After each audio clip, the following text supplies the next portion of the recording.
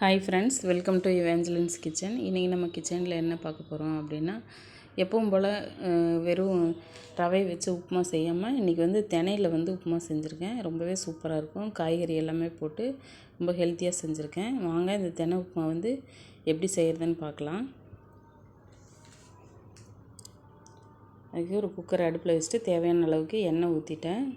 கூடவே கொஞ்சமாக நெய்யும் ஊற்றியாச்சு. நெய் தேவைப்பட்டால் நீங்கள் ஊற்றிக்கோங்க.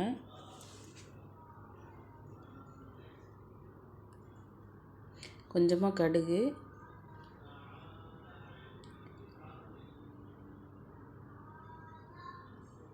மிளகு, சீரகம் இது எல்லாத்தையும் சேர்த்துக்கலாம்.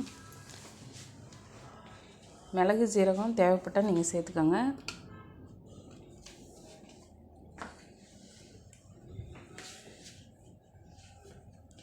நான் ஒரு பெரிய வெங்காயத்தை பொடியாக கட் பண்ணி வச்சுக்கிறேன். கூடவே கொஞ்சமாக இஞ்சி வந்து பொடியாக கட் பண்ணி வச்சுக்கிறேன். காரத்துக்கு தேவையான அளவுக்கு பச்சை மிளகாய் எடுத்துருக்கிறேன். ஒரு கொத்து கருவேப்பிலை எடுத்துருக்கிறேன். இப்போ வந்து கடுகு, மிளகு, சீரகம் எல்லாமே பொரிஞ்சதுக்கப்புறமா நம்ம இப்போ வெங்காயத்தை சேர்த்துக்கலாம். கூடவே இஞ்சியும் போட்டுக்கலாம்.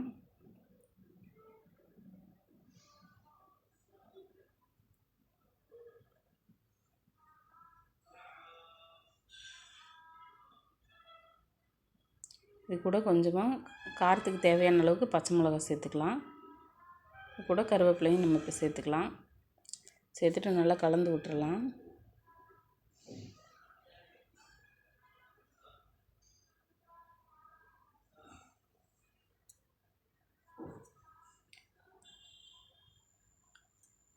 இப்போ பார்த்திங்கன்னா நான் ஒரே ஒரு சின்ன தக்காளி எடுத்து அதை வந்து பொடியாக கட் பண்ணி வச்சுருக்கிறேன். தக்காளி இது கூட சேர்த்துக்கலாம். இது கூட கொஞ்சமாக நான் கேரட்டு, பீன்ஸு பொடியாக கட் பண்ணி எடுத்து வச்சுருக்கேன். இந்த காய்கறியில் இது கூட சேர்த்துக்கலாம்.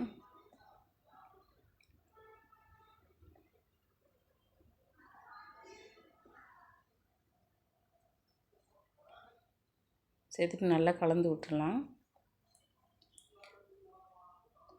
ஏன்னா நம்ம குக்கரில் செய்கிறதுனால காய்கறிகள் வந்து ஈஸியாகவே வெந்துடும். இந்த டைமில் உப்புமாவுக்கு தேவையான அளவுக்கு உப்பு சேர்த்துக்கலாம். கூடவே மஞ்சத்தூள் சேர்த்துக்கலாம். உப்பு பத்தலைன்னா கூட நீங்கள் கடைசியாக கூட சேர்க்குறதுனால சேர்த்துக்கலாம். தண்ணியெல்லாம் ஊற்றிட்டு அதுக்கப்புறம் கூட நீங்கள் உப்பு பத்தலைன்னா சேர்த்துக்கோங்க. இப்போ வந்து நான் தினை வந்து ஒரு டம்ளர் எடுத்துருக்கிறேன். இந்த டம்ளரில் வந்து நான் 3 டம்ளர் தண்ணி அளவுக்கு நான் சேர்த்துக்க போகிறேன்.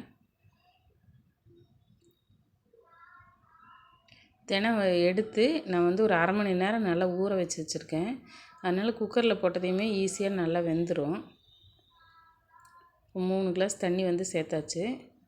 அந்த தண்ணி வந்து நல்லா கொதித்து வரட்டும்.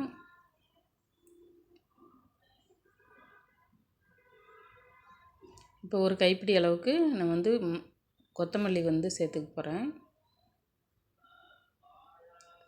கொத்தமல்லி சேர்க்கும்போது பார்த்திங்கன்னா நல்லா வாசனையாகவும் இருக்கும்.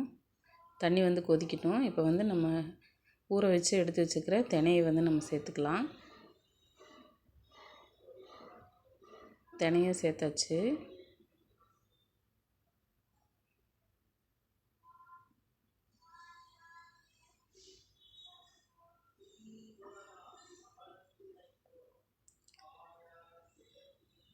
இப்போ ஒரு வாட்டி நல்லா கலந்து விட்டுட்டு இப்போ குக்கர் வந்து மூடி போட்டுக்கலாம். இந்த டைமில் நீங்கள் உப்பு வேணுன்னா சேர்த்துக்கோங்க.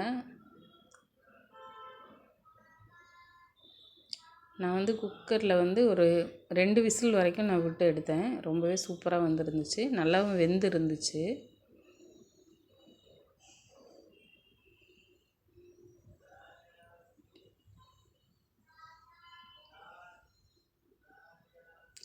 குக்கரில் வைக்காமல் நம்ம நார்மல் பாத்திரத்தில் கூட வச்சு செய்யலாம். கொஞ்சம் லேட் ஆகும், அவ்வளோதான். குக்கரில் வைக்கும்போது சீக்கிரமாக ரெடி ஆகிடும். தினை வந்து நல்லாவே வெந்துடும். 2 விசில் வந்துடுச்சு. இப்போ வந்து ஒரு 10 நிமிஷம் கழித்து நான் வந்து மூடியை திறந்துட்டேன். சூப்பராக வெந்து வந்திருக்குது.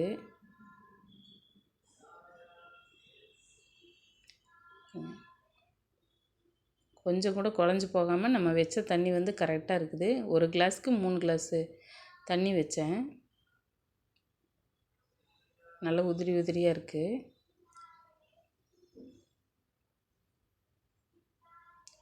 நீங்களும் இதே மாதிரி ஒரே மாதிரி சம்பா கோதுமை ரவையிலையோ இல்லை வெள்ளை ரவையிலையோ உப்புமா செய்யாமல் இதே மாதிரி தினையில் நீங்கள் செஞ்சு பாருங்கள். நீங்களும் இதே மாதிரி உங்கள் வீட்டில் செஞ்சு பார்த்துட்டு எப்படி இருக்குதுன்ட்டு கீழே கமெண்ட் பண்ணுங்கள். இந்த வீடியோ உங்களுக்கு பிடிச்சிருந்ததுன்னா லைக் பண்ணுங்கள், ஷேர் பண்ணுங்கள், கமெண்ட் பண்ணுங்கள். மறக்காமல் இவாஞ்சலின்ஸ் கிச்சனை சப்ஸ்கிரைப் பண்ணி வச்சுக்கோங்க. தேங்க்யூ.